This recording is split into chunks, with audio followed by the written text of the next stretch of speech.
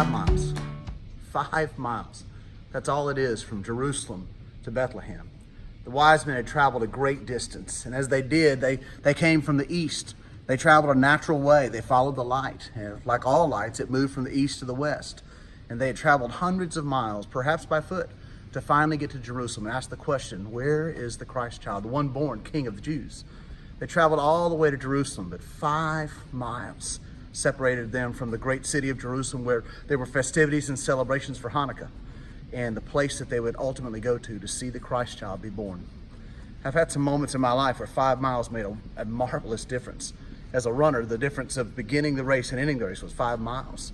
But other times you could be so close to the greatest event, but 5 miles away and you've missed it completely. Not only did those wise men travel a great distance to get there, but just outside of Jerusalem, there were some humble shepherds. They were keeping watch over their flocks by night, and they heard the angel of the Lord appear around them. The host of heaven came around them, and the glory of the Lord shone around them, and they were so afraid, but they were invited to make the little 5-mile journey down to Bethlehem, to the humble stable where they would find that Christ was born. These are the same shepherds that later, some 30 years later, would be driving sheep into the city of Jerusalem, and they would be coming back from Bethlehem toward Jerusalem to celebrate the time of Passover. And ultimately, they would see that same baby who was born in Bethlehem travel to a cross. But this night, they got invited to take a seat at the side of the manger to see the Christ child for themselves. 5 miles.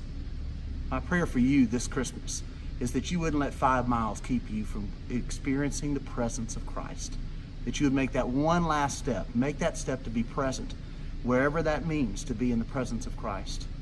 We have a service here tonight at 5 o'clock where we will celebrate the greatest story ever told, that in those days a decree was issued from Caesar Augustus. We'll share carols, we'll share candles, we'll share communion, and we'll sing Silent Night together. We invite you to be with us.